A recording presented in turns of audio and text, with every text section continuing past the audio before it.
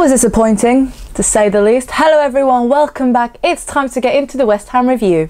Starting with the lineup, Poch only made one change to the North London derby starting 11. Kieran Trippier was replaced by Kyle Walker, as I suggested in my preview. That meant we started off in a 4-2-3-1 formation, but we often saw that Dyer drop back into a back three as the fullbacks pushed on. We started slowly and seemed to be gifting loads of space for Lanzini, especially as Walker pushed forward and without any apparent cover. West Ham players also seemed up for it with a number of meaty challenges in the early stages. But gradually, as the half went on, we grew into the game and we were unlucky to not score after a great move saw Harry Kane and Dele's chances being blocked or saved. Then came another warning sign as Lanzini found space down our right and Hugo had to challenge for the ball outside the box. So basically, to sum up the first half, our passing was poor and we failed to get the balls up to Harry as West Ham crowded the middle of the pitch. Although we started to gain some control towards half time, it felt a little bit like the Palace game, and my initial thought was hopefully Poch can inspire them again at half time like he did over there in Selhurst Park and we can get a victory out of this at the end of the game. Unfortunately, that didn't quite happen and we didn't really gain a momentum after the break. At this point, it became quite apparent that we needed Dembele on the pitch so that we could control the midfield once again.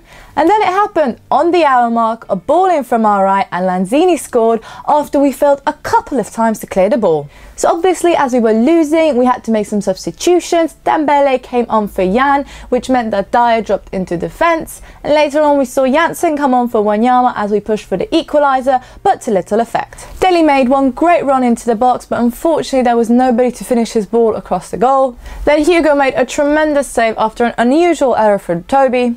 And credit where it's due, West Ham kept their work rate up and denied us any time and space to create any meaningful chances. After 80 minutes, Trippier came on to put an end to Walker's poor night. And apart from one long-range effort from Eriksen, we looked jaded and devoid of any creativity and ended up pinging hopeful balls forward. So obviously this is still very painful as our 9-match winning streak came to a very disappointing end.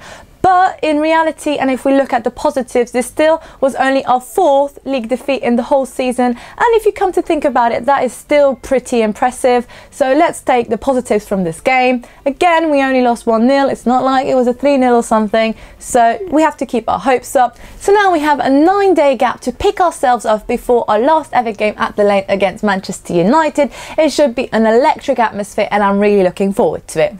So that's pretty much it for my review. There's not much to talk about it. We weren't the better team on the day, but we have to look at the positives and keep pushing forward. Hopefully you enjoyed this video. If you did, then please leave it a like and subscribe to my channel if you're new around here and you would like to see more Spurs related content. Hopefully I will see you in the future, and come on you Spurs!